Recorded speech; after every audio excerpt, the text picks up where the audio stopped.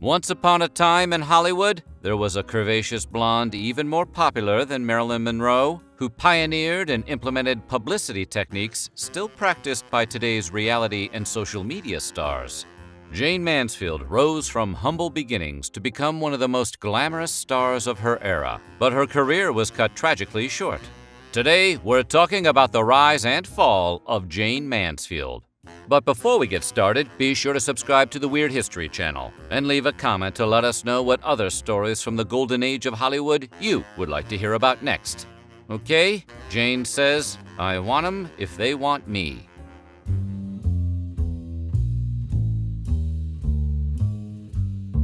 Vera Jane Palmer may have been born a genius. As a child, she reportedly learned several languages, took singing and dancing lessons, and studied the violin, which she would play for strangers. It seems that even at an early age, all she wanted to be was a star.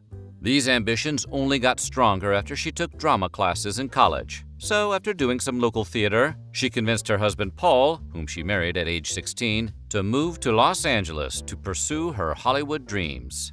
In just a few short years, her marriage had ended, which meant there was nothing to hold her back from doing anything she could do to catch Hollywood's eye, including history's first wardrobe malfunction. She was invited to a press party celebrating the premiere of the Jane Russell film Underwater. As she hung out by the pool in a red lame bikini swimsuit while photographers looked on, her top suddenly popped off. As one reporter recalled, the model had the genius to permit her bathing suit to split open. Not only did the sudden reveal earn Mansfield attention, but it also allowed her to begin building her brand as a sex symbol, and as a person you should always invite to your pool parties. Mansfield landed a contract with Warner Brothers in 1955, not long after her movie premiere mishap that probably wasn't an accident. But the studio didn't exactly hire Mansfield based on her acting ability. Mansfield's dark hair was dyed blonde, and she began to be marketed as a working man's Marilyn Monroe. In other words, a Marilyn for the 9-to-5 guy who couldn't afford diamonds. Warner Brothers believed she could pose a serious threat to the popularity of one of the most famous women in the world. By 1957, that actually proved to be true, as Mansfield overtook Monroe in popularity polls. Mansfield responded to their constant comparisons by saying, Marilyn is very attractive and all that, but she and I are entirely different. I can dye my hair and play a serious part. Talk about a bombshell, she was really tossing some grenades. Mansfield was fairly shrewd about maintaining her status as a sex symbol. Despite the fact she allegedly had an IQ of 163, she knew people were more interested in her looks than her personality and would quip, they're more interested in 40, 21, 35. So when it came to keeping attention on her body, she started to get a little creative. Wardrobe malfunctions happened to Mansfield so often that one journalist claimed her endless on-stage strap and zipper mishaps constituted a professional hazard. And you have to hand it to her. Making everyone believe that your clothes might explode off you like a prank show at any moment is a pretty good way to stay in the headlines. One of Mansfield's most famous accidents occurred at a 1957 studio party for Sophia Loren, to which Mansfield showed up wearing a strategically low-cut dress that allowed for more than a little slippage. Accident, right? Well, after Robert Wagner said he saw Mansfield stopped at a red light on her way to the party applying rouge to the very body parts that were later exposed. So, maybe not.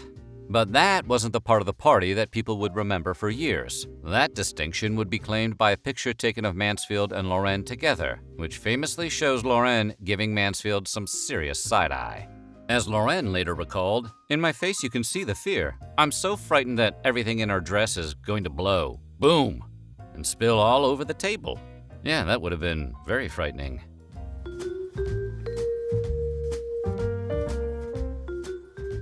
Mansfield eventually parted ways with Warner Brothers. Either the studio got sick of her tabloid courting antics and fired her, or she was unhappy with the lackluster work they were offering her, and she quit. No one knows for sure.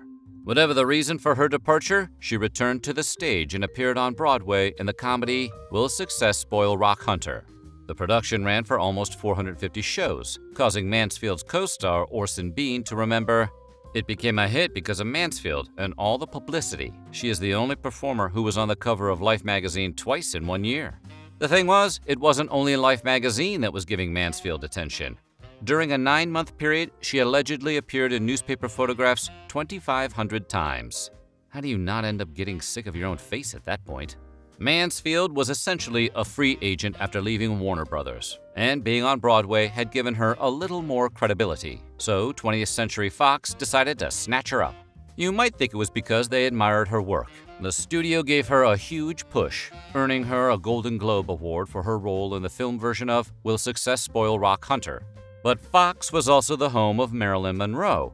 The studio was in a dispute with Monroe, who was demanding more creative control and bigger paydays. So their decision to scoop up Mansfield, who was Monroe's perceived competition, was a negotiation tactic meant to spite Monroe. In industry terms, it's what is known as a move. But despite Mansfield's initial success at Fox, the studio quickly wound up regretting their decision. They were super unhappy with Mansfield's publicity stunts, particularly the wardrobe malfunction she'd engineered at Sophia Loren's party. Fox also wasn't pleased with her marriage to Mickey Hargitay, a Hungarian-born bodybuilder who had won the Mr. Universe title in 1955. The studio had asked her to date other Fox movie stars, and not to have any children. Not only did she marry the non-movie star Hargitay, the couple had 3 children, including Mariska Hargitay, the future star of Law & Order SVU.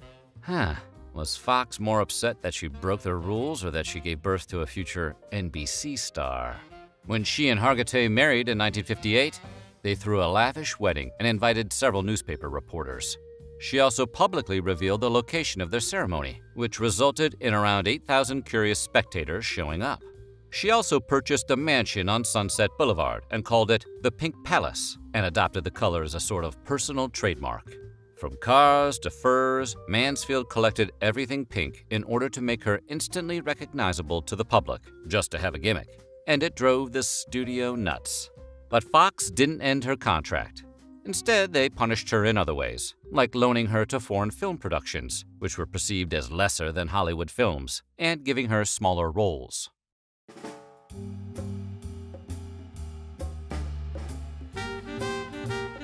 As Fox grew more and more weary of her publicity stunts, Mansfield decided to take her career into her own hands and became one of the first women to do a headlining act in Las Vegas, earning $25,000 a week.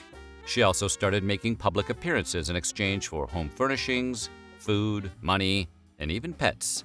She attended ribbon-cutting ceremonies for a fee of $10,000 and accepted a variety of titles, including Miss Geiger Counter, Miss Nylon Sweater, and Miss Fire Prevention. Miss Industrial Tractor was presumably discussed at one point. While her behavior is a common playbook for modern-day reality stars and celebrity spokespeople, this kind of self-promotion was unheard of at the time. A 1961 newspaper claimed Mansfield had found a way to capitalize on fame which may create an entirely new kind of star. There's not much to the part, but the pay is spectacular. Ouch. Not even Miss Fire Prevention could have stopped that burn.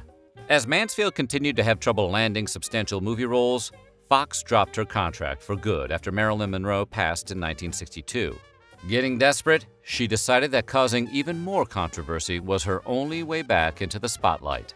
So in 1963, the actress starred in Promises, Promises and gave mainstream movie audiences something new: nudity.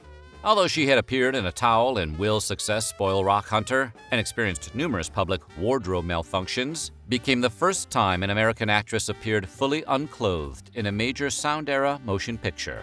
It may seem strange today, but back then, nudity was simply unheard of in American films. Mansfield hoped that breaking that taboo would revitalize her career. While the perceived scandalousness of the film did gain her some attention, it didn't help her goal of being taken seriously as an actress. By the mid-1960s, people had stopped buying tickets to her movies. She turned to television and local dinner theater to continue working, and reportedly began drinking to excess.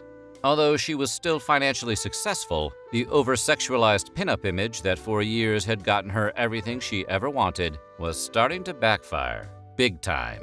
So, what happened? Well, you know how sick you are of seeing the Kardashians everywhere?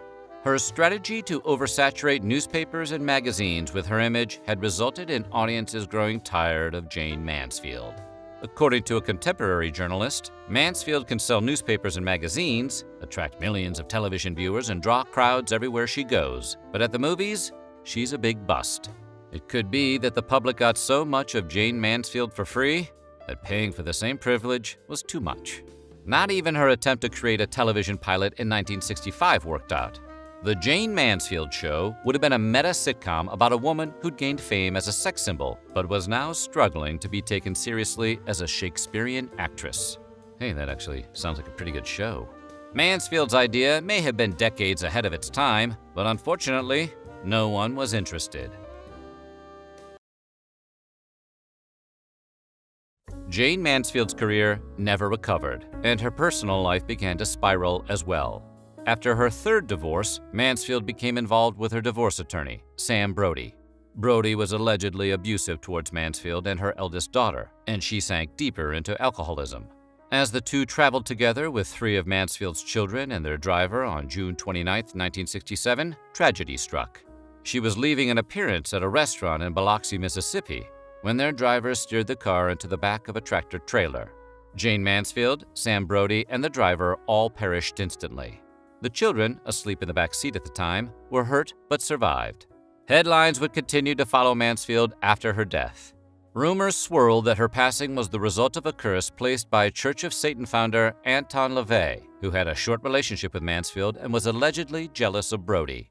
And while LaVey may have cursed the couple, after all, he doesn't look like the kind of guy who doesn't toss around curses, it's unlikely that it had anything to do with the accident. Mansfield's passing did have one positive outcome. The National Highway Traffic Safety Administration created a law after the collision that required all truck trailers to feature a rear underguard to prevent vehicles from driving beneath them, as Mansfield's car had done. This safety feature is often referred to as the Mansfield Bar. How did Mansfield's star fall so hard while Marilyn Monroe, who was considered so similar to Mansfield that the two were pitted against each other by a major film studio, became a beloved icon? This might have been because Monroe presented herself as unattainable, while Mansfield gave audiences a window into every aspect of her life, paving the way for modern reality stars and clout chasers. Her career may have also begun to stall as beauty standards started to change. When Mansfield became popular in the late 1950s, her blonde bombshell image was considered ideal, which she easily exploited to become a star. But during the 1960s, the popular idea of sex appeal began to shift from pinup models of the 1940s and 50s to favor hip new stars like actress Raquel Welch and model Twiggy. But Mansfield, a woman who built a brief but lasting career thanks to her shrewd media savvy, arguably would have found a way to stay relevant. For starters, she probably would have dyed her hair red. The 1981 film Roar follows a man who lives peacefully among wild animals in Africa until his family visits, and all hell breaks loose. But the real hell happened behind the scenes, where 70 members of the cast and crew were injured on set. And that's just the beginning. Now let's take a look at some pretty awful movie co-stars. In a modern Hollywood production that called for dangerous animals in a scene, the director would likely just use CGI to insert the creature into the film. But that wasn't an option for Noel Marshall, so he used real lions. And not just lions. Once principal photography began in October of 1976, a full menagerie of animals were brought onto the set. The animal cast included 132 lions, tigers, leopards, cougars, and jaguars. And those were just the big cats. Less clawed but equally dangerous was a 10,000-pound bull elephant named Timbo. The inspiration for Roar came from a real-life experience of director Noel Marshall and his wife Tippi Hedren, who first got the idea for the movie after traveling to Africa. The couple visited a game preserve in Mozambique where they saw an old building filled with a pride of lions. After that, they came up with the premise of a scientist living in harmony with the lions, protecting them from hunters. The couple figured the film would be set in Africa, but shot in California.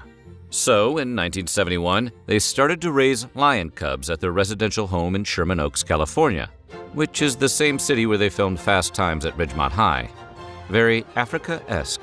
Noel and Tippi also shared the house with their 3 children. Marshall and Hedren actually thought they were being safe. They reasoned that raising the lions with their children would minimize the chances of the cast and crew getting attacked. once production commenced. The director's son, John Marshall, recalled living in the house with lions for about 6 months. He joked that they referred to them as teenagers because at 3 o'clock in the morning when you're passed out, they could kill you. And when they don't kill you, you develop trust. I bet those kids looked like big hors d'oeuvres to those cats. In a development that probably didn't make the insurance company too happy, maulings occurred frequently on the set of Roar. You'd think the production wouldn't be too eager to let that be known, but on the contrary, Noel Marshall left several of the real-life big cat attacks in the final cut of the movie. That includes scenes in which both his own stepdaughter and wife were so grievously injured that they had to be hospitalized. That atmosphere naturally created a lot of fear, and the actor's real-life distress is visible on the screen. So not only was Marshall not winning any Best Director awards for this movie, Father of the Year wasn't in his cards either. By all accounts, Marshall repeatedly put his cast and crew, once again including his own family, at tremendous risk to get footage. According to his son John, Marshall refused to call cut even when his actors were crying out for help. According to film critic Matt Singer, the actors in Roar look like hostages who are being forced to play roles at gunpoint. He also mused that Roar's ostensible message is one of peaceful interspecies cohabitation, but that message is contradicted by scene after scene of lions wrecking things, eating things, jumping on things, and generally scaring the crap out of everyone they meet.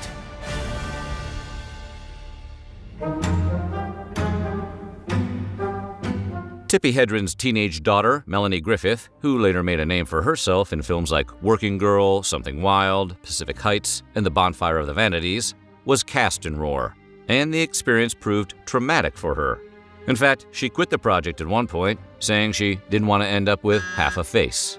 But unfortunately for her, she came back, only to be bit and clawed by a lion. Griffith needed facial reconstructive surgery to fix the damage. Adding insult to injury, the scene where Griffith gets attacked can be seen in the finished movie. Tippi Hedren wrote a book in 1988 about the making of Roar, called The Cats of Shambhala. Bizarrely, she hoped that her story about the production of a movie where people were repeatedly mauled by lions would show the possibilities of human big cat relationships. It's difficult to comprehend, but evidently she still felt that way even after she and her family nearly got killed by the great cats.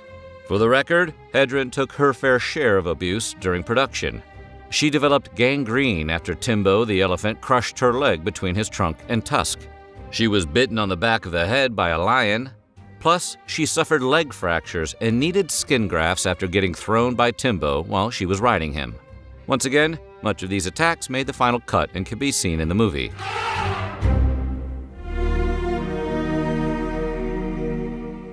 Noel Marshall's son, John Marshall, acted in Roar and performed many other production tasks.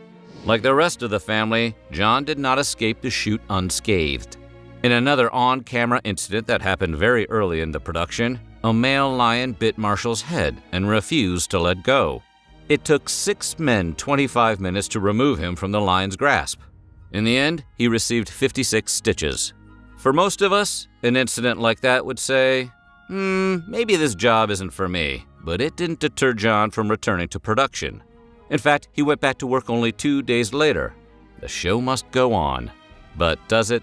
Perhaps out of some sense of father-son loyalty, John Marshall was the only family member who was willing to promote Roar during its re-release in 2015. In interviews, however, he said that he still gets nightmares from the shooting and putting any sense of loyalty to the side for the moment. He also had some harsh words for his father. Dad was to do that to his family. Yeah, but did they ever work for James Cameron? Oof. Noel Marshall was the writer, director, and star of Roar, and he had the injuries to prove it. In fact, Marshall wound up with so many bites, some of which were filmed and some of which weren't, that he eventually developed gangrene. The director needed to be hospitalized for 6 months because of the condition, as well as the multiple leg injuries he sustained after a lion dragged him around the set. It took him years to recover. I guess that's suffering for your art. Jan de Bont was the cinematographer for such legendary movies as Die Hard, The Hunt for Red October, and Basic Instinct. But Roar was the Dutch cinematographer's very first U.S. shoot, and it was almost his last. Filming wild animals at close range obviously came with risks. DuPont got scalped by a lion and needed 120 stitches in order to reattach his skin. Actor John Marshall remembers assuming the production would need to find a new director of photography because he assumed that there was no way DuPont would return. But like a true professional, and maybe madman, DuPont completed shooting the movie. When he did, Marshall was amazed.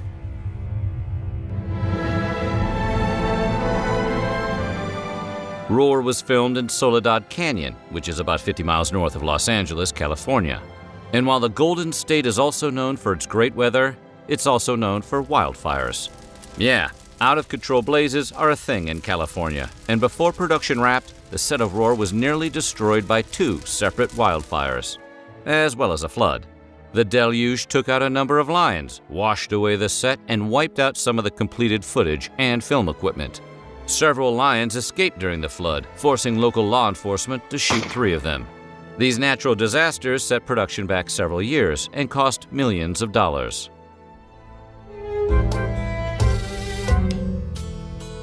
Tippi Hedren and Noel Marshall got divorced in 1982, and, not surprisingly, Marshall's son John believes the disaster that was Roar had something to do with it. According to John, Melanie was Noel's stepdaughter, but was Tippi's real daughter. He believed the fact that his father kept putting the then 17-year-old girl in such dire jeopardy left an intense impression on her mother. While other factors might have played a part, John's theory seems pretty easy to believe. Noel Marshall thought he could film Roar in 6 months with a $3 million budget. However, when lions are the co-stars in a movie, there are bound to be complications, and complications there were. Marshall and his DP, Jan de Bont, were forced to film the scenes in a documentary style, oftentimes covering the action with 8 Panavision 35mm cameras. The scene where Marshall drives a Jeep with tigers riding in the back alone took 2 weeks of rehearsal. And since the actors frequently required hospitalization and natural disasters continued to destroy the sets, the film was repeatedly delayed. In the end, Roar took 5 years and cost $17 million. Much of the movie ended up being personally funded by Marshall and Hedren after their financiers backed out. Smart financiers. For all of the literal blood, sweat, and tears that went into Roar, it didn't even get released in North America when it was completed in 1981. Hollywood simply lost interest after all the production delays. Hollywood, so fickle. It did screen in various theaters around the world, but only brought in a paltry $2 million at the box office. Decades later, however, in 2015, Draft House Films finally put Roar on the big screen in the United States. The company re-released the picture on 6 theaters nationwide, with an expansion that spring and a DVD release in the summer. The film was also screened at the South by Southwest Festival. In interviews, Alamo Drafthouse founder Tim League described the film as this great little undiscovered treasure that we're hoping to find a whole new audience for. That's one way of putting it. The Twilight Zone was one of the most enduring pieces of American television ever produced. From its iconic intro to the often imitated speech pattern of its host and creator. Twilight Zone defined what thoughtful, probing, and insightful science fiction could aspire to be for an entire generation. And then in the 1980s, it was made into a feature film, and disaster struck.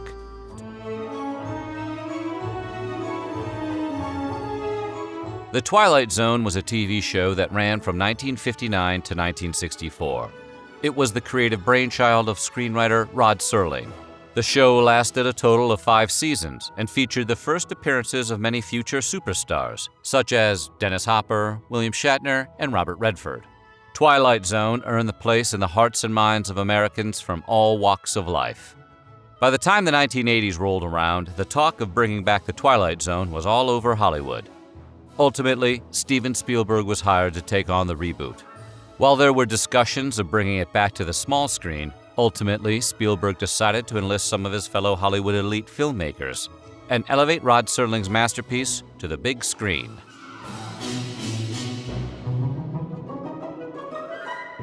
Spielberg decided that the Twilight Zone movie would be a remake of 3 episodes from the original series and one completely new original story. The directors chosen for the project were John Landis, Joe Dante, George Miller, and of course, Spielberg himself. John Landis was tasked with directing Time Out, based on the classic Equality of Mercy episode of the Twilight Zone TV show.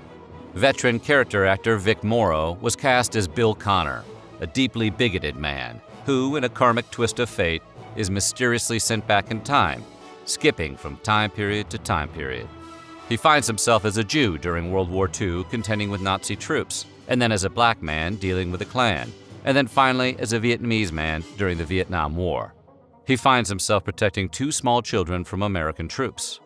Originally, the ending of Time Out showed that Bill Connor stayed remorseless for the entire story.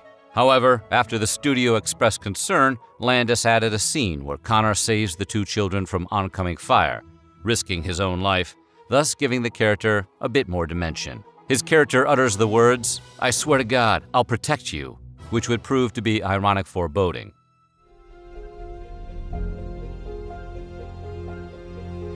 As pre-production ramped up for the film, Landis and the rest of his team had a design problem that they needed to solve, quickly and quietly.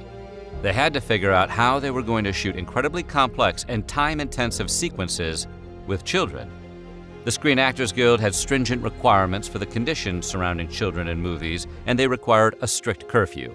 Someone on the crew suggested that in order to get around this requirement, they could hire 2 non-union children and then pay them as extras. Landis agreed. The children's parents were not informed of the helicopter or its potential dangers prior to shooting. Landis and company completed a shot around 10:30 p.m. on the night in question. The children were sent back to their parents. Then around 2:30 in the morning, a shot with a massive explosion was captured, which the helicopter pilot Dorsey Wingo deemed highly unsafe. The rain machines were making it difficult for him to safely perform his job. Wingo asked his co-pilot how they should go about informing the director of their difficulties. But before they had a chance to speak up, Landis approached them saying, "I need you to fly lower. I need you to get closer." They initially expressed hesitation, but Landis, armed with a bullhorn, yelled at the men. The vehicle in question was a Bell UH-1 Iroquois helicopter, better known as a Huey. To say that this helicopter was sturdy and capable of performing the stunts in question is true. The helicopter was literally battle-tested after being used during the Vietnam War. On the night in question, they were shooting a sequence at the end of the story where Morrow fled across a shallow river, approximately 5 feet deep and 20 feet long. He was supposed to carry the 2 children actors across the river while being pursued by American GIs. The children and their parents were summoned to set to shoot the sequence. There are conflicting reports about just exactly what Dorsey Wingo, a real Vietnam War vet, thought was going to transpire. Some have said he thought the scene wasn't going to have explosions. Others said he did. As they were about to roll, a production member expressed concern that this was too dangerous to shoot, at which point Landis turned around, grinned, and said, "You ain't seen nothing yet." Wingo's helicopter was hovering approximately 25 feet off the ground. The plan was that it would fly over the actors as they crossed the river, set down on a patch of land, and Vic Morrow and the 2 children would flee into it, as the climactic ending of the story. As action was called, Wingo turned the helicopter 180 degrees to prepare for the landing. However, an ill-timed mortar was fired, which collided with the tail section of the helicopter, detaching it. The chopper spun out of control and careened towards the ground. At that exact moment, Morrow had accidentally dropped Chen into the water. He tried to scoop her up, but wasn't able to react quickly enough. The actors were killed instantly as the helicopter blades decapitated Morrow and Lee, and Chen was crushed by the body of the great machine.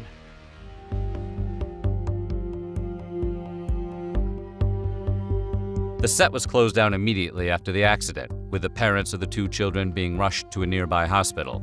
They couldn't stop crying and screaming. The staff diagnosed them as being in shock. The story took on a life of its own, with the public and media taking an intense scrutiny to what happened that night. News of Landis and the production's skirting of the labor laws and his fateful quote, "You ain't seen nothing yet," reverberated through evening news broadcasts for months. In October of 1984, the National Transportation Safety Board reported the tragedy, and an investigation was started. The Federal Aviation Administration had just instituted regulations in March of that year to define how aircraft were to be regulated during film and television productions. However, the new regulations only covered fixed-wing aircraft, not helicopters. The National Transportation Safety Board recommended an amendment to the regulations to incorporate helicopters, which was accepted in 1986. But the action was too little too late. People had died, and the public wanted justice.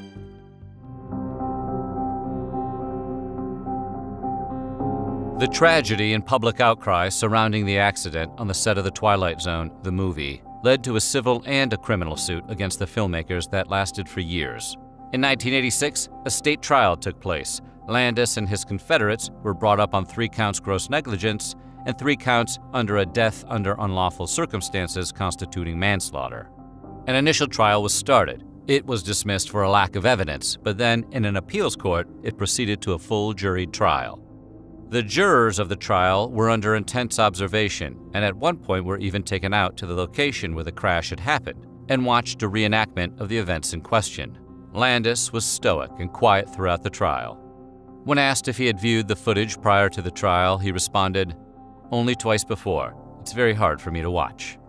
Micah Lee's father, Daniel Lee, testified that he heard Landis instruct the helicopter pilot to fly lower. All 4 parents testified that they were never informed that there would be explosives or helicopters on set.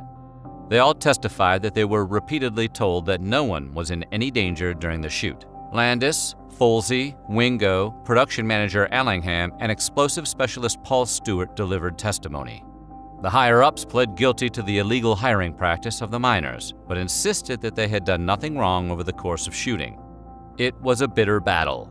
The opening salvo from the defense alleged that the parents of the children were liars, that they were fully making up stories. Harlan Brown, the defense attorney, said this: They will deny that they knew that there were going to be a helicopter and special effects in a scene which they had seen a similar scene 5 hours before. We just cannot explain that because Mr. Folsey, in fact, told them all of that. There was an independent witness to that, and there's another family that was recruited whose children were standbys who were all told that. Over the course of the trial, the defense repeatedly asked for a mistrial, but was denied. Production assistant Donna Schumann testified that she thought the creatives involved absolutely knew what they were doing, and that she heard George Folsey say they'd put him in jail for having children this close to explosives. The trial raged on, with each side getting more and more contentious. Every day after the trial would break, the defense and the prosecution would stand in the hallway and call the other side liars in front of massive bays of media cameras. Ultimately, the defendants were acquitted in the 9-month trial that ran from 1986 to 1987. The prosecutor later went on the record saying that one of the key contributing factors as to why the jury declared them innocent was that they had somehow been told an untruth, that John Landis was going to make a film about the trial, and that he was going to cast them to play themselves. If they wanted to see the movie made and appear in it, logically they had to acquit him. He couldn't make it from behind bars. Was this true? Of course not. But the jury purportedly heard this, and whatever Landis would be scribbling on a legal pad during the trial, they would collectively take note, assuming that he was writing a scene for this mythical film. So, what of the victims' families? Marrow's family settled out of court in a civil case within a year. The children's families collected millions of dollars in several civil lawsuits, obviously not ameliorating the horrible pain of losing a child. Landis spoke about the incident in 1996, saying, "There was absolutely no good aspect about this whole story. The tragedy, which I think about every day, had an enormous impact on my career, from which it may possibly never recover." His behavior during the trial was supposedly so remorseless that it permanently killed his friendship with Steven Spielberg. When asked about it, Spielberg said, "No movie is worth dying for. I think people are standing up much more now than ever before to producers and directors who ask for too much. If something isn't safe, it's the right and responsibility of every actor or crew member to yell cut." When the Twilight Zone movie was finally released, it did not feature any of the footage that was shot with Morrow and the 2 children crossing the river. There's no business like show business, at least like no business we know. And the motto of showbiz is that regardless of what else happens, the show must go on. But what do you do when the star of the show kicks the bucket before filming is complete? How do they deal? On January 22, 2008, 28-year-old Heath Ledger was found unconscious in his bed by his housekeeper and massage therapist. Upon learning of the situation, Ledger's friend, Mary-Kate Olsen, dispatched a private security guard to the scene, but it was too late. Ledger had succumbed to what would later be ruled a drug overdose. The Australian actor, then most famous for appearances in films like Brokeback Mountain, had just wrapped filming his part as the Joker in Christopher Nolan's The Dark Knight and was in the middle of production for Terry Gilliam's The Imaginarium of Dr. Parnassus when he passed away. To complete the film, Gilliam brought on Ledger's close friends Johnny Depp, Jude Law, and Colin Farrell to play transformed versions of Ledger's character in the remaining scenes. On November 30th, 2013, Paul Walker, most famous for his role as Brian O'Connor in the Fast and the Furious franchise, was leaving a charity event with his former racing friend Roger Rodas. Rodas lost control of his Porsche Carrera GT and slammed into a tree, instantly claiming the lives of both men. At the time, Furious 7 was still in the middle of filming, and Universal Pictures put the movie on an indefinite hold while they met with Walker's family to discuss the best way to proceed. Eventually, Walker's parts were completed using a combination of special effects and stunt doubles, including his two real-life brothers, Caleb and Cody. In other words, they completed Walker's final role with the power of family. Brian O'Connor would be proud. An urban legend holds that Bruce Lee's family was cursed, and while you may not believe in curses, it's easy to see how the legend got started.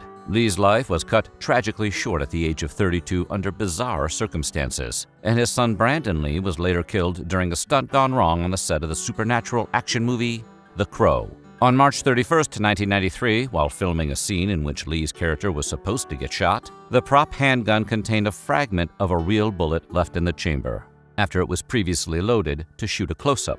When the blank in the gun fired, the fragment was expelled with the force of a bullet, hitting Lee in the abdomen. He passed away later that day at the age of 28. Rather than shelve the movie, the filmmakers decided to complete The Crow using stand-ins and special effects, and it became a cult hit. On October 31st, 1993, River Phoenix, famous for appearances in movies like Stand By Me and My Own Private Idaho, succumbed to a drug overdose outside the Viper Room in Hollywood. The autopsy found various drugs, including cocaine and morphine, in his system, and there were subsequent reports that Phoenix had been on a bender with Red Hot Chili Peppers guitarist John Frusciante. At the time of his death, Phoenix was about 80% finished with filming his role in the George Schleiser-directed drama Dark Blood. The movie would remain unfinished for 19 years, and the Phoenix family would refuse to assist in its completion. It was finally screened for a private audience at the Netherlands Film Festival in 2012, with Schleiser using narration to take the place of the missing scenes. It later screened publicly at a few more festivals and received mostly positive reviews.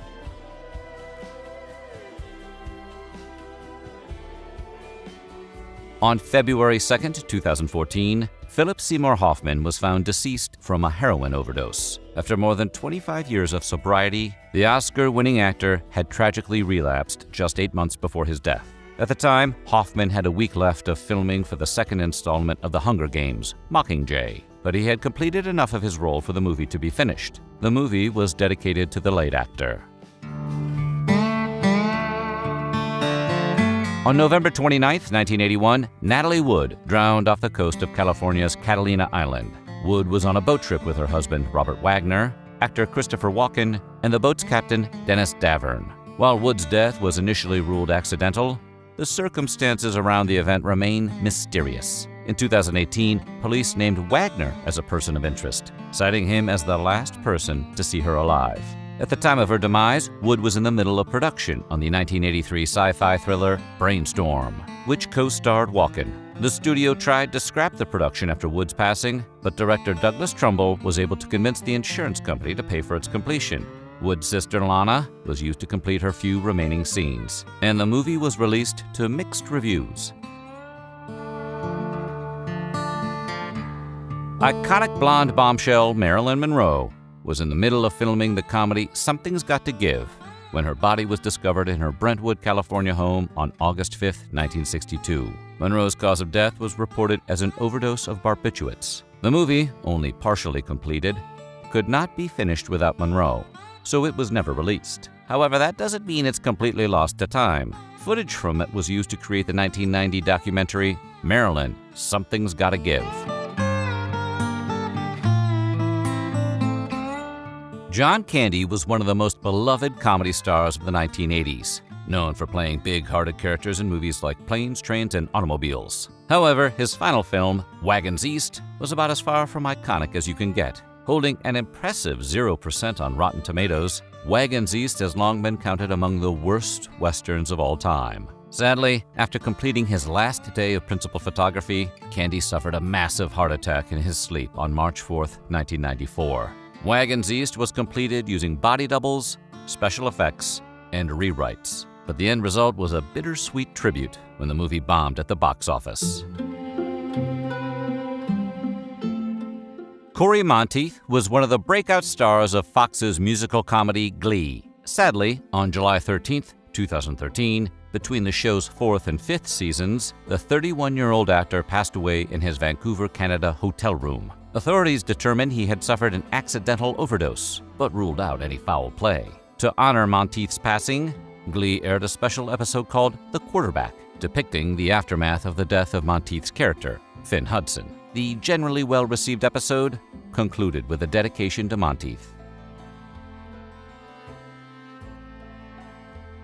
On September 11, 2003, while filming the ABC sitcom 8 Simple Rules for Dating My Teenage Daughter, iconic sitcom star John Ritter, most famous for his work on Three's Company, collapsed from chest pains. The actor was rushed to a hospital across the street and passed away later that evening from an aortic dissection caused by a previously undiagnosed congenital heart defect. The creative team wrote Ritter's character's death into the series, shortened the title to 8 Simple Rules, and added veteran actor James Garner to the cast as a live-in grandparent. The show continued in its new iteration for another season and a half, before getting canceled in 2005. On September 4, 2006, beloved Australian adventurer, conservationist, and animal advocate Steve Irwin, famously known as the Crocodile Hunter, tragically perished after a freak encounter with a stingray. At the time of his death, the Crocodile Hunter was filming the underwater documentary Ocean's Deadliest. The documentary would be completed after Irwin's passing, and the final product would contain no footage of or even reference to his death, other than a dedication. Interestingly, while Irwin's widow Terry claims the footage of his final moments was destroyed, some involved in the production claim it still exists. When Don Rickles passed away at age 90 in 2017, he had yet to record his parts for 2019's Toy Story 4. But director Josh Cooley couldn't imagine anyone else as Mr. Potato Head, and he wasn't about to let death stop him. To complete the film, the Pixar editorial team poured over 2 decades worth of recordings from Don Rickles, including dialogue from outtakes, shorts, and even from licensed toys, and logged every word, every cough, and every hum, so that they would be able to put together whatever they needed. Then, Cooley worked alongside screenwriters Andrew Stanton and Stephanie Folsom to write general lines for the Mr. Potato Head character, which they pulled together using the database of Rickles' quotes they had archived. It worked, and the finished film was a hit. Horror film icon Bela Lugosi, best known for playing Count Dracula, suffered a fatal heart attack on August 16, 1956, while filming low-budget B-movie Plan 9 from Outer Space. After Lugosi's death, notorious director Ed Wood asked his family's chiropractor to take over shooting Lugosi's remaining scenes, despite not looking or sounding anything like the actor. How did it turn out? Well, Plan 9 has famously been called the worst film of all time, but it has a massive cult following that persists to this day. The legendary horror actor would have arguably been tickled. Known for starring on the classic sitcom Sanford & Son, actor Red Fox died on October 11, 1991, after suffering a heart attack on the set of his show, The Royal Family. Because Fox's Sanford & Son character often faked heart attacks as a running joke, Fox's castmates first believed the actor was joking, but soon realized the horrible truth. The show was designed as a vehicle for Fox, so when the decision was made to continue production without him, it suffered in the ratings. Producers created a special episode to deal with the passing of Fox's character, and brought in Jackie Harry to try and retool the show. Despite trying Harry out in 2 completely different roles, the show never recovered from the loss of its star, and was canceled before the end of its season. Just 12 days after her ABC series 8 is Enough first aired, Emmy Award-winning actress Diana Hyland was diagnosed with breast cancer and passed away on March 27, 1977. Despite the fact that only a handful of episodes had aired, Hyland's character, the family's mother, was not recast. Rather, her death was written into the show, and 8 is Enough would run for 5 more seasons. On July 23, 1982, veteran actor Vic Morrow perished in a dramatic accident while filming a war scene for The Twilight Zone, the movie. Morrow and 2 child actors were shooting an escape scene when a helicopter hovering 25 feet above crashed on top of them, fatally injuring all 3. Director John Landis was charged with involuntary manslaughter, but was acquitted after a 9-month trial. The film was ultimately released to mixed reviews and caused Twilight Zone co-director Steven Spielberg to cut ties with Landis. On March 15, 1958, Hollywood icon Tyrone Power, famous from classics like 1940's The Mark of Zorro, was filming a sword fight for the 1959 epic Solomon and Sheba. Complaining that his arm hurt, Power stopped filming and then suffered a massive heart attack on set. Tragically, he passed away en route to the hospital. After much consideration, the studio decided to recast Power's part with Yul Brynner. The movie was completed and released to box office success, but unfavorable reviews. In fact, the film's director, King Vidor, publicly bemoaned how much better Power would have been in the role than Brynner. We imagine that was the last time Brynner did him a favor. Playing patriarch Jock Ewing on iconic primetime soap Dallas, veteran actor Jim Davis appeared in 75 episodes of the show's first 4 seasons. But Davis had been diagnosed with a brain tumor and succumbed on April 26, 1981, while season 4 was still on the air. As Dallas fans would remember, Davis's character Jock died in a helicopter crash on his way back from South America in an episode that aired in January 1982. An event that became a pivotal moment in the show's story. Despite Davis's loss, the show continued for 9 more years. Adult film actress Bambi Woods starred in one of the most infamous movies of the 1970s, only to seemingly disappear from the face of the earth just a few years later. It's one of Hollywood's most enduring mysteries, and it's never officially been solved. Her films may not be safe for work, but this video should be okay. In 1978, Bambi Woods starred in the highly publicized adult film Debbie Does Dallas, and her real-life experiences trying out for the Dallas Cowboys cheerleading squad allegedly informed its plot. In case you're not familiar, Debbie Does Dallas centers on Debbie, a young cheerleader who wants to join the nationally famous Texas Cowgirls squad, but lacks the funds to make it to tryouts. So, Debbie starts trading intimate favors for cash in hope of chasing her dreams. It's a classic hero's journey story structure when you think about it. Additionally, many of the scenes were filmed in the library at the Pratt Institute and Brooklyn College. The filmmakers did ask permission to film at both locations, but apparently they did not reveal the kind of movie being made. Maybe they could have said it was for a human anatomy class. The Texas Cowgirls cheer uniforms in the film are nearly identical to the actual Dallas Cowboys cheerleading uniforms of the time, and the NFL team was not pleased. The Dallas Cowboys quickly sued the filmmakers for copyright infringement, but the filmmakers used the lawsuit in their favor, believing it would bring them publicity. With a lawsuit from one of the most popular NFL teams, the movie gained national attention and sold 50,000 copies after its theatrical debut. The Debbie Does Dallas films, and the title itself, became such hits they inspired a ton of spin-offs. Woods went on to reprise her role as Debbie in 2 sequels, Debbie Does Dallas Part 2 and Debbie Does Dallas 3, The Final Chapter, released in 1981 and 1985, respectively. Weird that they titled the last one like a Friday the 13th movie. Well, maybe it isn't that weird. Debbie Does Wall Street came out in 1991, and in 2000, Debbie Does New Orleans released on video. In 2007, Vivid Entertainment debuted a film called Debbie Does Dallas again. Even an off-Broadway musical, Debbie Does Dallas the Musical, arrived in 2002, though that has the tone of a satirical comedy and replaces the adult scenes with musical numbers 5, 6, 7, 8.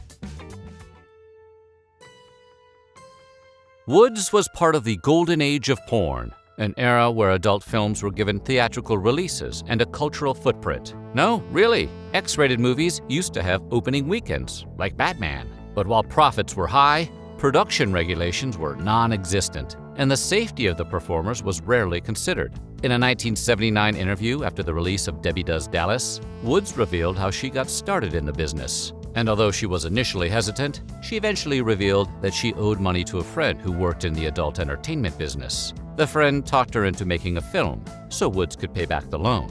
She goes on to say that making the movie was uncomfortable, and that it was strange to be filmed doing the movie's X-rated scenes. Many assumed Woods' rising star would make her a household name in the film industry, and she did pal around in Studio 54, Andy Warhol's preferred nightclub and a hotspot for popular entertainers of the day.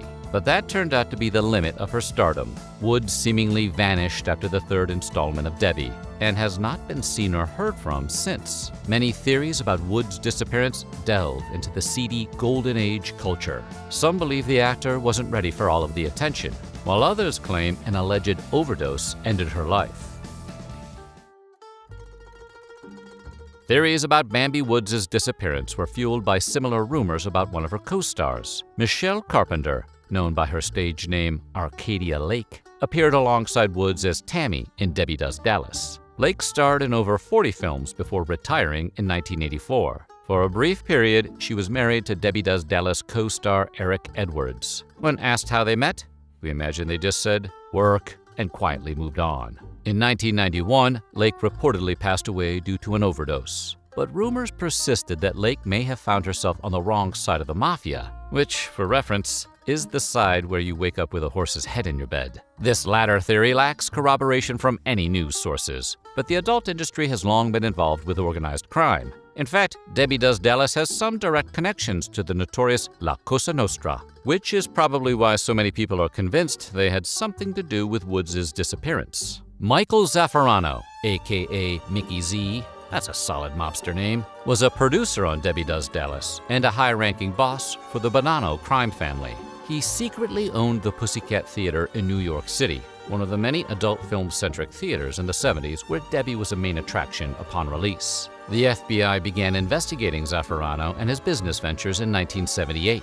In 1980, the FBI possessed enough evidence against him to serve him a warrant. But as the agents arrived at his property, Mickey Z suffered a fatal heart attack at the age of 56, presumably on the recommendation of his lawyer. Zaffarano's reputation and demise only made Debbie Does Dallas more notorious. Furthermore, his eerily abrupt fate, which occurred right as the feds were about to slap on the handcuffs, didn't do anything to quell the rumors around the vanishing of Bambi Woods, or the death of Michelle Carpenter, or Mickey Z himself, for that matter. Did Zaffarano really experience cardiac arrest? Or did he take himself out to avoid capture? Or did someone else take him out before he had the chance to be questioned? Were there connections to the people responsible for Debbie Does Dallas or to Woods and Carpenter? People have been speculating for decades now, but no definitive answer has been reached.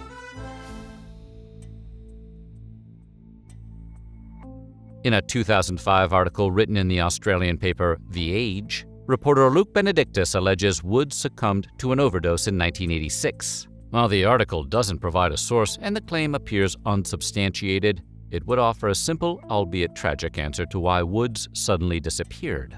However, the article lacked credible details and was never picked up by other sources, and further investigation revealed it to be pretty thin. The story appears to be Benedictus either being misled by witnesses or simply inventing a solution to the infamous Hollywood mystery out of whole cloth. In 2007, a person emailed the confusingly titled website Yes But No But Yes, claiming to be Woods. The individual agreed to an interview, but didn't provide any means of proving their identity. In the interview, the alleged Woods said they got out of the adult film industry by choice and went back home to live with their parents for a few years before getting married. The person went on to claim that they resided in California with their husband of 20 years and their teenage children. The person said they didn't have to rely on their past career because they were well off financially. They also claimed to have been recognized many times over the years as Woods, but less so as they've grown older. While it was certainly plausible that the interview subject was indeed the long-lost actress, the alleged Woods was similarly lacking in specific details, and nothing supplied in the interview gave any definitive answers. At the end of the day, it seems more likely that this interview was conducted by an imposter either a fan wanting to provide closure to the story for other fans, or just someone looking for notoriety. Drug problems and overdoses within the world of adult entertainment remain common. In the 2005 documentary Debbie Does Dallas Uncovered, Jim Clark, the director of the original film, claimed Woods did use drugs, but didn't say she OD'd. Also in the documentary, Clark revealed a private investigator was hired to look into Woods' whereabouts. After learning her real name, which was not mentioned in the documentary, the investigator looked into the actor's background and contacted her family members. The investigator allegedly found Woods living a private life in the Des Moines, Iowa area. Additionally, he claims Woods lacked interest in gaining more publicity from her former career. Of course, it's impossible to verify whether any of the investigator's claims were true, or if they were just conjecture or outright lies whipped up to sell the documentary and give Woods' strange case a happy ending. While the mystery has never been solved, most rumors surrounding her initiation into the industry and her disappearance involve the mafia, drugs, and coercion, which is a tragically common tale. From issues of mental health to societal shunning, adult performers are often relegated to a life on the fringes of existence, particularly at the time of Woods' disappearance. Did the star of Debbie Does Dallas succumb to pressure and stigmatization? Did she fall victim to the dangerous money men behind her hit film? Or did she trade it all in for a simple life out in the country? Considering most adult film stars use pseudonyms and alter egos specifically to make space for a private life outside of the limelight, the idea that Woods may have traded in her spurs for a quiet retirement somewhere isn't that hard to believe. Long before The Bachelor, there was The Dating Game, a television game show where a woman would question male contestants hidden from her view to find the man of her dreams, or as the case may be, the serial killer of her nightmares. It sounds like a Saturday Night Live sketch, but this terrifying scenario actually played out in real life. Rodney Alcala was born August 23, 1943, in San Antonio, Texas, and grew up in Los Angeles as a gifted student with an otherwise unremarkable youth. At 17, he joined the Army, and it was during his service that his dark side first entered the record. Alcala's commanding officer found him insubordinate, manipulative, and vindictive, and his file showed he was disciplined on several occasions for physically attacking women. In 1964, he went AWOL in the midst of a nervous breakdown and was eventually diagnosed with antisocial personality disorder. He would subsequently leave the Army and managed to graduate from the UCLA School of Fine Arts. But in September of 1968, Alcala was seen luring 8-year-old Tally Shapiro into his Hollywood apartment. By the time police arrived, he had used a steel bar to beat her into a coma that would last over a month. The police managed to save Tally Shapiro, but Alcala had fled both the scene and the state. He would head all the way across the country to New York City, where he would enroll at NYU Film School under the alias of John Berger. Ironically, while he was there, Alcala would take a class taught by Roman Polanski, the famed director who would himself flee the country 10 years later to avoid being charged with sex crimes. What are the odds? In 1971, Alcala got a job at the Blue Cross Blue Shield Association, where he worked alongside a guy named Richard Cottingham, soon to be better known to the public as the Torso Killer or the Times Square Ripper. Cottingham would eventually be convicted of 18 murders and claim responsibility for over 60 more. There's no evidence they knew of each other's crimes, or were even friends, but Blue Cross presumably changed their hiring policies after that. 1971 would also be the year of Alcala's first known murder, which occurred on June 12th, when he strangled 23-year-old TWA flight attendant Cornelia Crilly at her Manhattan apartment. Unfortunately, Alcala wouldn't be connected with the crime until 2011, a full 40 years later. But his brutal attack on 8-year-old Tally Shapiro got him added to the FBI's most wanted list, which would plaster his face on wanted posters at the post office and get him recognized by 2 children. He was arrested and extradited back to California to stand trial for his attack on Tally Shapiro. But Tally's mother wouldn't allow her to testify, so Alcala could only be convicted of the lesser charge of child. He was sentenced to 3 years in jail, but only served 17 months before being released. Seems like maybe they should have kept him longer. Less than 8 weeks later, Alcala was arrested for assaulting a 13-year-old girl. Despite his status as a dangerous repeat offender, he was back on the street by 1976, just 2 short years later. Given how easy the California penal system seemed to be taking it on Alcala, it's not surprising that his parole officer inexplicably decided it would be cool for him to up and move to New York. After all, what harm could he do there? Well, since you asked, according to the NYPD, a week after Alcala returned to the Big Apple, he allegedly slew 23-year-old Ellen Jayne Hover, who just happened to be the goddaughter of Rat Pack legends Dean Martin and Sammy Davis Jr. Under interrogation, Alcala admitted to knowing her, and additional evidence tied him to her disappearance. But his culpability in her murder was never conclusively proven. Not surprisingly, Alcala did not stick around in New York for long. He headed back to Los Angeles in '78 and worked a series of jobs, including a brief stint as a typesetter at the Los Angeles Times. Around this point, Alcala would also be questioned in the Hillside Strangler killings due to his status as a sex offender. While he absolutely seems like a prime suspect, the police ruled out Alcala as the strangler, and the culprit eventually turned out to be 2 men working together. But Alcala wasn't exactly staying out of trouble either. He started fraudulently holding himself out as a professional fashion photographer, a title he used to trick hundreds of men and women, including several minors, into posing nude for him. He then shared those pictures with his co-workers, and when questioned about the images of minors, Alcala insisted the model's parents had hired him to take the photos, which is a bad excuse. All that means is more people need to go to jail than just you, Rodney. Many of the people in his photograph collection remain unidentified to this day. Investigators believe at least some of them were likely among his victims. It was after all of that, in September of 1978, that Rodney Alcala was selected to appear in the all-new Dating Game. For everyone who didn't grow up in the 70s, the Dating Game was a game show hosted by Jim Lang. Contestants were single folks, usually women, who would ask getting-to-know-you questions of 3 other contestants of the opposite sex. Like everything else on the show, the questions and answers were typically laced with racy innuendos. The Bachelorette could hear but not see the bachelors. And at the end of the show, she'd pick one of them and go on a date with him. In the episode in which he appeared, the contestant was Cheryl Bradshaw, and Alcala was Bachelor number 1, introduced as a successful photographer who got a start when his father found him in the darkroom at the age of 13, fully developed. It was also noted that, between takes, you might find him skydiving or motorcycling. The description neglected to mention that by that point, Alcala was an active serial killer, having already taken the lives of 18-year-old Jill Terry Barkham and 27-year-old Georgia Marie Wixted, and possibly others. But since no one seemed to be aware of that, Bradshaw cheerfully asked Alcala to describe what kind of meal he would be, to which he answered, "I'm called the banana, and I look really good. Peel me." Bradshaw found it funny, and in what could have easily become the worst decision she ever made in her life, she chose Alcala to be her date. Yeah, not only was a serial killer a contestant on the Dating Game, but he actually won. I wonder how the guys who lost to Alcala felt. One of those other contestants talked to Alcala and would later describe him as a standout creepy guy in my life. And he wasn't the only one who thought so. Despite the fact she picked him to be the winner, Bradshaw immediately changed her mind after meeting Alcala face to face. Because she thought he was acting really creepy, they did not end up going on that date.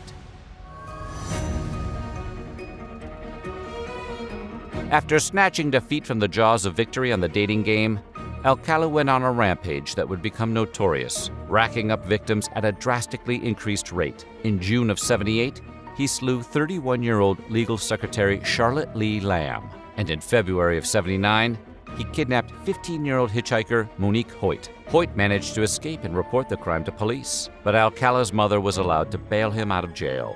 The following June, Alcala dispatched 21-year-old Jill Marie Parenteau after meeting her at a local bar several times. He did the same to 12-year-old Robin Christine Samso that same month, whom he abducted while she was returning home from her ballet class. Some have theorized that Alcala's rejection on the Dating Game may have exacerbated his bloodlust.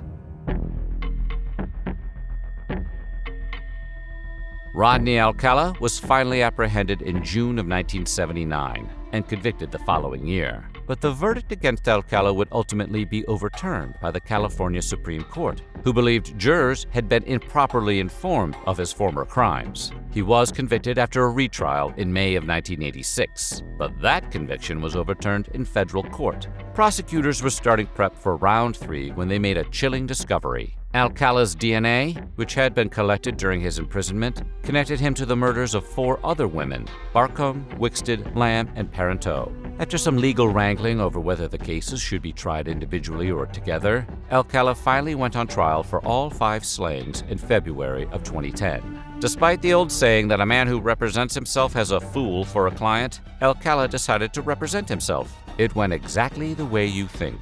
During the trial, Alcala took the stand in his own defense, role-playing 2 different parts as if they were separate people, the interrogator and the witness. When playing the former, he would ask himself questions in a comically deep voice while addressing himself as Mr. Alcala. He also made the jury watch clips of his appearance on The Dating Game and listen to Arlo Guthrie's classic anti-war novelty song Alice's Restaurant. But ultimately, Alcala barely presented a defense. He merely claimed he didn't remember harming any of the women, and insisted he was applying for a job as a photographer at Knott's Berry Farm at the time of one of the crimes being committed. Alcala was convicted for a 3rd time, but not for the final time. He was finally indicted for the slayings of Cornelia Crilly and Ellen Jane Hover in 2011.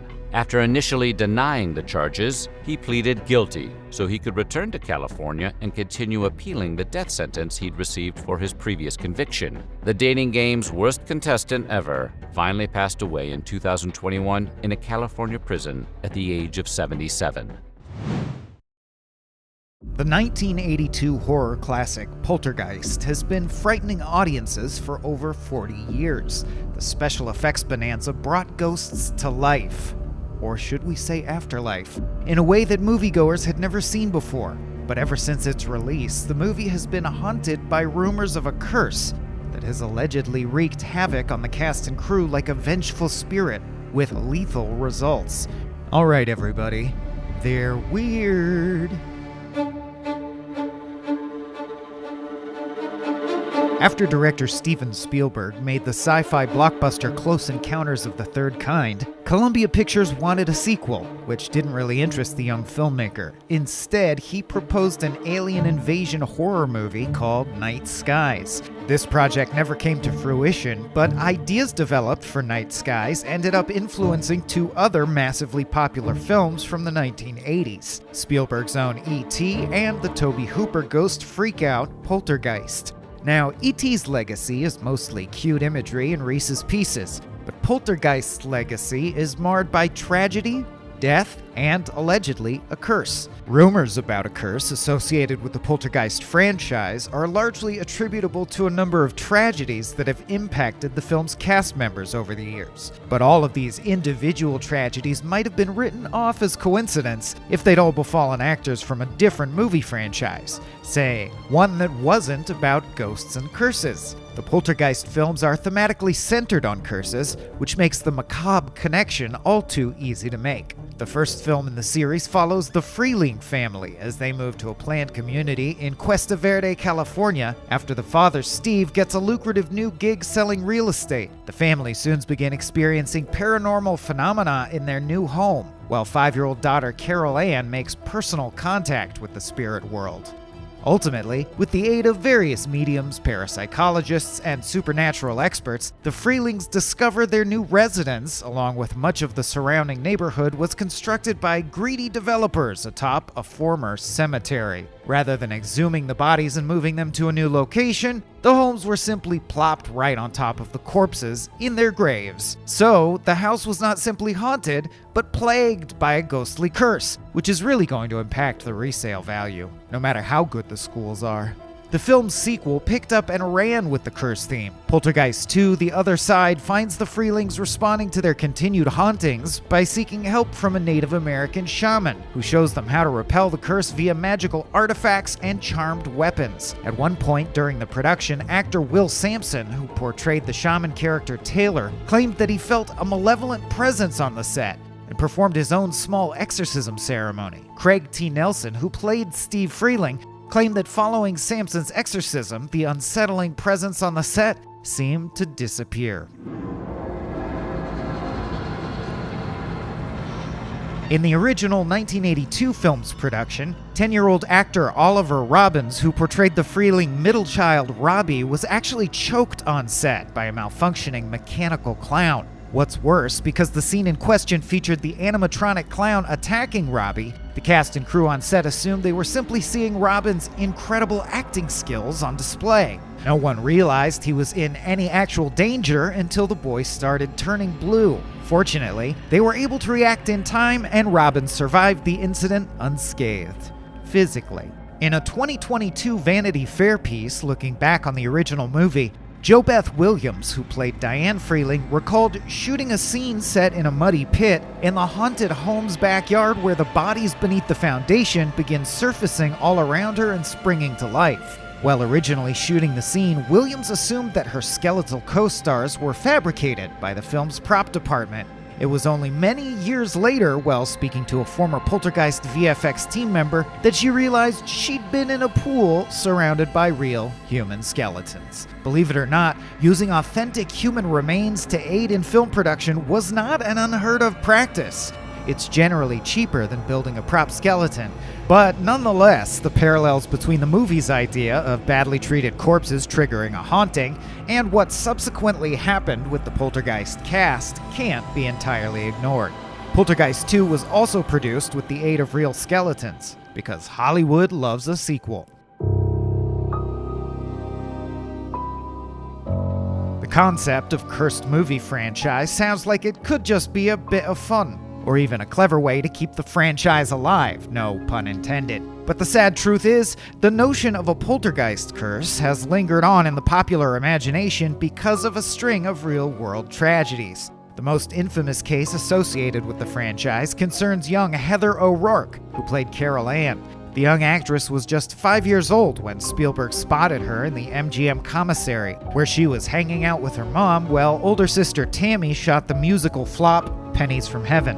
While Spielberg and his fellow producers had been considering Drew Barrymore for the Carol Ann role, Spielberg immediately felt that O'Rourke was ideal for the part. Barrymore wound up being cast in the movie's unofficial sister project, E.T., and her eerie delivery of the classic line, "They're here," consistently ranks on lists of memorable movie dialogue. She went on to appear in both of the Poltergeist theatrical sequels, along with a number of other notable TV projects for the remainder of her life. In early 1987, O'Rourke fell ill while in the middle of filming Poltergeist 3, and started experiencing digestive and intestinal problems. An infection of giardiasis, likely contracted from well water near her home in California's Big Bear Lake, resulted in a diagnosis of Crohn's disease. 1 year later, O'Rourke collapsed in her home and suffered a cardiac arrest. It was only then discovered that she suffered from a rare and severe birth defect, stenosis of the intestine, and sadly she did not recover, passing away at age 12.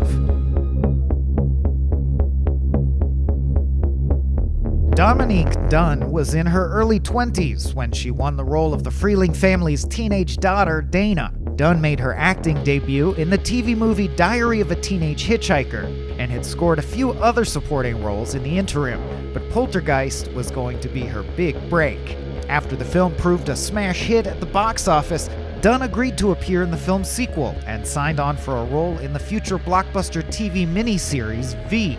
But this promising career came to a shocking end in October of 1982 when Dunne was strangled to death by her ex-boyfriend, John Thomas Sweeney, outside of her home in West Hollywood, California, just 4 months after Poltergeist was released. The case generated significant media attention, with Sweeney claiming he had acted in the heat of passion, but prosecutors pointing consistently to a history of violence and domestic abuse. Ultimately, Sweeney was convicted of voluntary manslaughter and misdemeanor assault, rather than second-degree murder, and was released from prison on parole after serving just 3 years and 7 months for the crime. The case provoked outrage. Dominique's mother, Ellen Dunne, founded the victims' rights advocacy group, Justice for Homicide Victims. Her father, Dominic Dunne, who had worked through the early 1980s as a film producer, published a book based on the journals he kept throughout the Sweeney trial and its aftermath.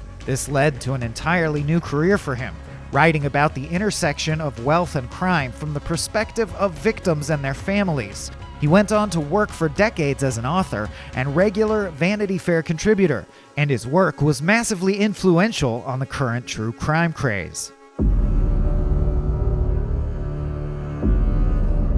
Any member of any of the film's ensemble casts can theoretically be impacted by the Poltergeist curse, not just the leads. For example, actor Lou Perryman co-stars as Pugsley in the original film, a construction worker who helps build the Freeling family pool. Perryman previously appeared in The Blues Brothers and was actually a crew member on the original Texas Chainsaw Massacre, also directed by Hooper, which probably explains how Perryman found himself in Poltergeist. In April of 2009, Perryman was randomly killed in his Austin, Texas home by a total stranger, 28-year-old ex-con Seth Christopher Tatum, who had a history of both mental illness and drug problems, had attacked his mother's ex-boyfriend with a pair of garden shears and a fireplace poker earlier that day. He broke into the 67-year-old Perryman's South Austin home, hoping to steal his car and make a getaway. But before grabbing the keys to the actor's 1994 Geo, Tatum first grabbed an axe and struck Perryman over 10 times. When he was apprehended in the car the next day, Tatum confessed to a sheriff's deputy that it was stolen and he had slain its original owner.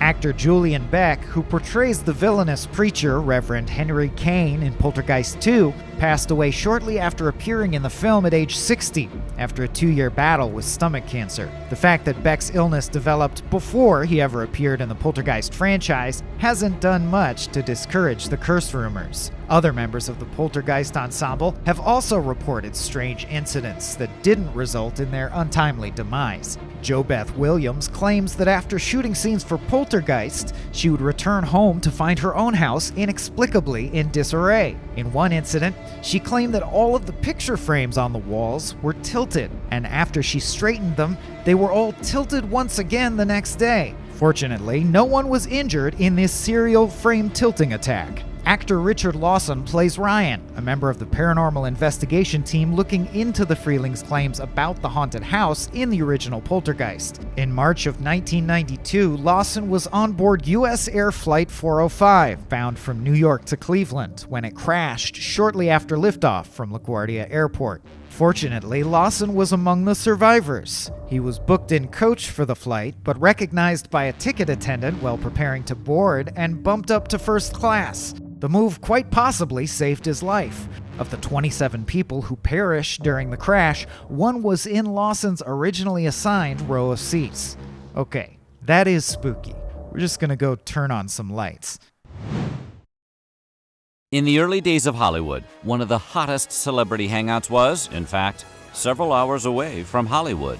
Nestled along the central California coast outside a village called San Simeon sits the historic estate called La Cuesta Encantada, better known today as Hearst Castle. These days, it's a tourist attraction for people who can't get into Disneyland, but the property has a much stranger history than your average old home.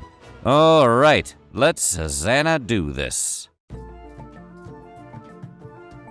Wealthy publisher William Randolph Hearst is perhaps best remembered today as the basis for Orson Welles' classic film Citizen Kane. Like the movie character he inspired, Hearst owed his family fortune to a lucrative series of gold mines, but opted to pursue his own career in the publishing business. In 1887, he took over control of newspaper The San Francisco Examiner, which his father had acquired as payment for a gambling debt. Though he fostered a reputation as a populist who defended the working man against corrupt institutions, Hearst wasn't against using the paper to advance his own financial interests, which his many critics called a textbook definition of yellow journalism. Perhaps Hearst's most infamous journalistic accomplishment was helping push the U.S. into the Spanish-American War by provoking outrage against Spain, particularly after the 1898 sinking of the USS Maine. To this day, the specific causes of the Maine disaster remain unknown, but that didn't stop Hearst's paper from blaming the Spanish government, using the disaster as a rallying cry and a pretense to sell more newspapers. Sure, he may have sparked a few international conflicts here and there, but Hearst's editorial strategy was objectively successful. By the 1920s, he owned a nationwide string of around 28 newspapers, including the Los Angeles Examiner, the Boston American, the Detroit Times, and the Washington Herald. He also started publishing magazines, many of which remain in circulation today, like Cosmopolitan and Good Housekeeping. Hearst's empire reached its peak just ahead of the Great Depression, which collapsed his revenue streams and made his paper's conservative outlook increasingly unpopular. Long before his empire started to collapse, Hearst's decision to buy a grand property in Central California was, in various ways, inspired by his parents. He was introduced to the trailblazing architect Julia Morgan by his mother, Phoebe Apperson Hearst, an important patron of the arts. Morgan was an undeniably impressive individual, the first woman to study architecture at the elite School of Beaux-Arts in Paris, and the first woman to maintain an independent architectural business in the state of California. Reportedly, she also had a mean hookshot. Hearst was a fan of Morgan's work, but it's also worth pointing out that he had some ulterior motives in hiring her for this large and imposing job. He famously boasted that, because many other wealthy men at the time were unwilling to hire a female architect, her services were available at a significant discount. Hopefully he was a big tipper. In 1919, William Randolph Hearst inherited $11 million, along with a collection of properties and estates, from his father, businessman George Hearst. Originally, William reached out to Morgan about building a comfortable private home on the San Simeon coast, where he sometimes enjoyed camping out. But his vision for the property massively expanded over time, thanks in large part to this influx of cash and assets. By 1925, his San Simeon property grew to around 250,000 acres, the perfect size for a modest, relaxing camping trip. In all, Hearst and Morgan worked on the project for 28 years, modeling the exterior on Spanish buildings Hearst had admired during trips to the country. These trips to Spain also inspired the home's formal name, La Cuesta Encantada, which translates to the Enchanted Hill, suggesting that in addition to all that money, Hearst also had a wizard. Because of Hearst's endless imagination and the financial crisis that hit his companies in the 1930s, the full vision of Hearst Castle was never completely realized. Even with over 500 individual structures on the estate, the man basically had an entire zip code to himself.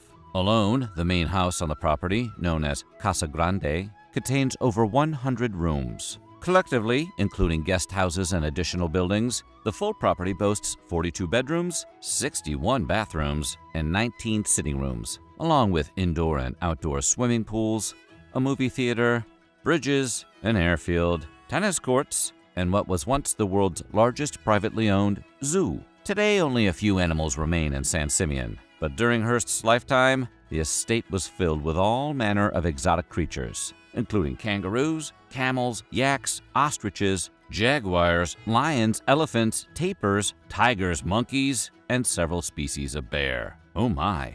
Due to the vagaries of Hearst's record-keeping, it's impossible to accurately calculate how much he spent on building and maintaining the property during these years. But some estimates suggest that between 1919 and 1947, Hearst spent somewhere around $10 million on the castle. But of course, that was just for the buildings. Hearst was also acquiring art and antiquities from around the world to display in his castle home, which he wanted to serve as a personal museum, as well as a McDuckian residence. Many of these pieces remain on display in the castle to this day, but the collection was so vast, much of it has been divided up between museums and collectors across the world over time. Hearst also purchased the entire monastery of Saint Bernard de Clairvaux in Sacramania, Spain, and had his workers dismantle it stone by stone for transport back to the U.S. This was, of course, an impractical and even dangerous task. At one point, Hearst's workers were reportedly attacked by enraged villagers. Unfortunately, soon after the shipment arrived in New York, Hearst's financial woes started and prevented him from ever completing the reassembly. The stones remained in crates in a Brooklyn warehouse for 26 years, until they were purchased in 1952 after Hearst's death. Hearst, his vaudeville performer wife Millicent, and their children moved into Casa Grande around Christmas in 1925 and stayed there just 1 year, when Hearst's infidelity caused their marriage to fall apart. The couple never formally divorced, but Millicent left the property and embarked on a new life in New York as a socialite and philanthropist. Hearst's mistress, actor Marion Davies, moved in soon after and became the woman of the house in all but name. We assume she kept a toothbrush in all 61 bathrooms. It was in this era, from 1926 through the 1930s, that the castle became a popular getaway for both the Washington and Hollywood elite. Stars and notables who passed through the doors include Cary Grant, Greta Garbo, Jimmy Stewart, Bob Hope, Joan Crawford, Charlie Chaplin, U.S. Presidents Calvin Coolidge and Franklin D. Roosevelt, and UK Prime Minister Winston Churchill. One night, iconic comedy performer Harpo Marx found a large stash of mink coats in the basement vault, then ran around the property placing them on all the statues in the garden as a prank, which is the sort of thing you should expect when you invite a Marx brother. One of the major attractions that made the long trip from LA to San Simeon so popular was Hearst's access to free-flowing alcohol. Though prohibition was the law of the land starting in 1920, Hearst kept a massive wine cellar on the property with room for an estimated 10,000 bottles. Though he encouraged guests to enjoy themselves, he also cut off anyone he felt was overindulging in his private stash. Hearst famously denied a drink to the legendary author/boozehound Dorothy Parker, and Pig Panther star David Niven is reported to have stashed liquor bottles around the house to avoid the old man's disapproval. As a result, Easter egg hunts at the castle were closely monitored. The wealthiest and most privileged guest also had the option to fly in, if the drive or train ride seemed overly cumbersome. Hearst's private airstrip was outfitted with 2 runways, in opposite orientations, to allow takeoffs and landings in all kinds of weather. He even had his own 8-passenger plane, which was often used to ferry in and out VIPs. Floodlights installed around the property made it visible from the air, and helpfully added to the lavish vibes. These airstrips weren't exclusively used for transporting guests. Hearst also had pilots fly around the country, purchasing his newspapers and delivering them back to him each day, so he could keep an eye on his empire. Imagine the jet fuel they could have saved if he had just used a smartphone. The property boasted a 130-square-mile ranch, which Hearst kept at least partly in operation. Guests at the castle had the option of riding horses around the expansive acreage and would even camp out under the stars on particularly pleasant nights. Hearst sometimes set up overnight trips into the relative wilderness of the ranch, taking pack mules along to bring sleeping bags, cooking utensils, and champagne and caviar, all the traditional hallmarks of roughing it. One anecdote reports that Hearst once used the mules to transport an entire hillbilly band up the mountain for a command performance. Hopefully he gave them drink tickets. Invitations to the castle were considered a badge of honor, a sign that you'd made it within the high-class circles. To make attendance even more exclusive, Hearst would only invite notable people once. If they turned him down, as Katharine Hepburn once did and later regretted, that was it. They were excluded for life. Hearst also famously assigned everyone seats for dinner, placing his favorite guests of the moment closer to him at the table. It was said that a guest could tell their time at the castle was running out when they were seated far away from their host. It's the kind of behavior people only tolerate from the extremely rich. When the castle was particularly lively and full of guests, Hearst would sometimes throw elaborate costume parties at the 110-room beach house he'd constructed specifically for Davies. This included an infamous circus-themed 1938 celebration commemorating the publisher's 75th birthday, for which Bette Davis, one of the most famous actresses of the day, dressed as a bearded lady and mingled, often unnoticed, among 2,000 invited guests. An entire wall was torn down to accommodate a full-sized merry-go-round. Hearst apparently had the wall rebuilt following the gala, but he might have kept the carousel. Though Citizen Kane alludes to the grandeur of the castle, which the film retitles Xanadu, it doesn't fully do justice to the massive scale of the property and the voluminous treasures and amenities Hearst kept therein. The publisher was deeply offended by the film, and though he couldn't legally keep it off the movie screens and was unable to convince MGM co-founder Louis B. Mayer of outright purchasing it for him to destroy, he used his full public power to keep audiences away. Hearst's papers declined to publicize the film at all, and gossip columnist Luella Parsons joined the campaign to limit its visibility. Essentially, he used all his considerable media influence to dump on the film. By the late 1930s, Hearst found himself deeply in debt, forcing him to cede control of his company and sell off not just his many newspapers and magazines, but his art collections. This marked the end of his castle's heyday as a spot for entertaining, and by the start of World War II, he and Davies had largely abandoned the property. Hearst made his final visit to San Simeon in 1947, before moving to Beverly Hills until his death in 1951, and Rosebud was nowhere in sight. So what do you think? Let us know in the comments below, and while you're at it, Check out some of these other videos from our weird history.